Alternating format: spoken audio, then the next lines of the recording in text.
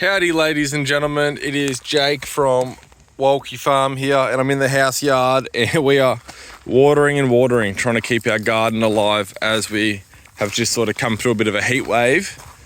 Throwing a fair bit of water from our well and our dams around. We are consciously trying to stay on the front foot of this garden and property because we use it for events. My children have just turned the sprinkler on. They thought it would be funny to wet the dogs, and they're watering half the driveway, so we're going to have to turn that off. Here's the remnants of Christmas. Hope you had a great Christmas. I anticipated doing a Christmas video, but just too busy. We've had two big family gatherings out here, and we're also throwing a New Year's party with some friends, so it's all a bit crazy. But here's some of our puppies. We've got a couple left from Maya's litter, and all of Maggie's pups still here. They're under 8 weeks old. There's Maggie, the bitch mum. And so those puppies there are Maya's. Hey, darling. Anyway, I just pulled up to the house yard and I saw a couple cattle browsing up along the fence. I thought I'd come and show you. I did a video a little while ago and I said we had about 4 weeks of feed in front of us,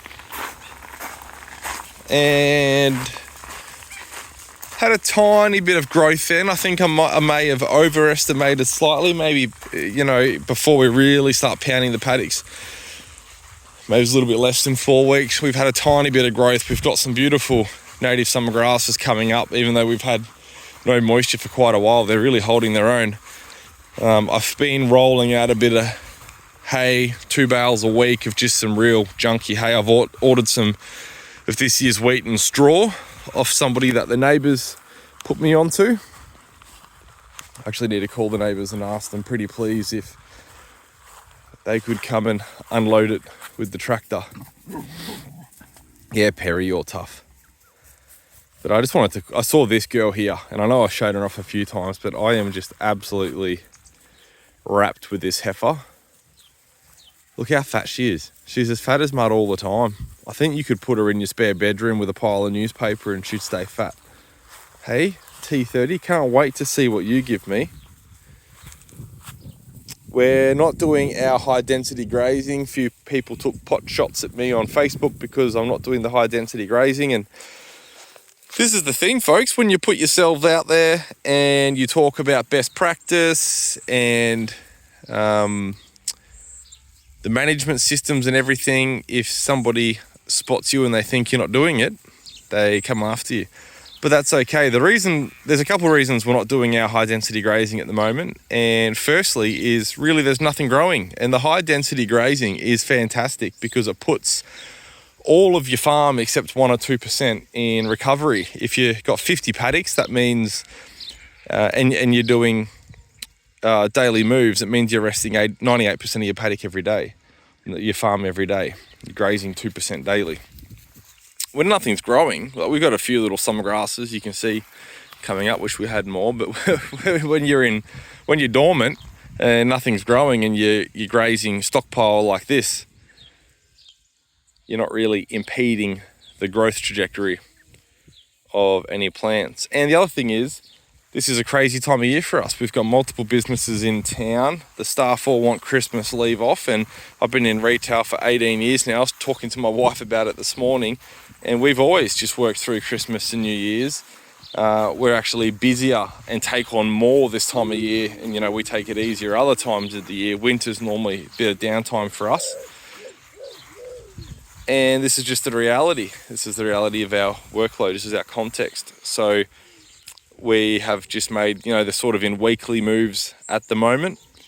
There's that little Languni heifer at a Nandi. There's mum, and there's the heifer. And so this is just what it is. We're moving a bit slower because we're putting in our labour elsewhere. Now, Miss Betsy there, if you watch, you know her well. She's another one that is just always in sensational body condition. I'm so impressed with her. Purchased her from GT, which is a South African gentleman over in Howlong, so not very far away from me at all. He has Angora goats and he cuts them for their I don't know what they have. Do Angora goats have hair or wool? Yeah, thank you. Dinner's ready. I better roll. And he spins that and sells it all over the place. Lottie, our Jersey girl down there, she's really not doing well. She actually had bloat the other day, and it confused me why she had bloat when they're on this roughage. And she had bloat back in spring as well, which didn't confuse me, and I've been trying to figure it out. I've done a little bit of research, and I think she's got a twisted stomach. Apparently their fourth part of their rumen, the fourth quarter, can get twisted, which gives them recurring bloat and also affects body condition and makes it hard for them to put weight on and things. So I think Lottie has a few little issues. So we'll be preg testing these cows shortly. I might hurry up that booking and move that booking forward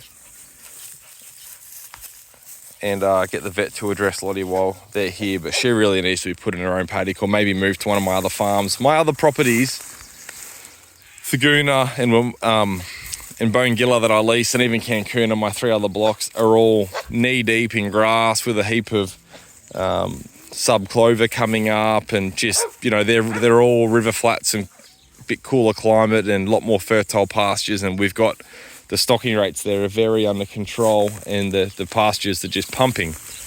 But here, where we've had a different season and it's a different land that I'm trying to figure out, and I thought my stocking rate was pretty good, but I've come in overcooked for the season. It's a different story, but I am glad I've got my Nguni genetics home with me, because there's no one better in my mob to deal with a bit of pressure. Doesn't Nandi look great? Look at her udder there for a 10-year-old cow, eh? Just beautiful. Anyway, guys, I've just been given the signal that dinner's ready, and I've got little children here all waiting for me. Do you think you can get your sister up, Otto? Mm-hmm. Hey, these are suckers that are coming up here out of this tree. Top them? Let's top them and throw them over for the cattle. I think they'll like them. Chop them up. Just rip them off now. Do it on while we're... They're all spiky. I don't think they're spiky. No. Oh, they are too. A little bit. They got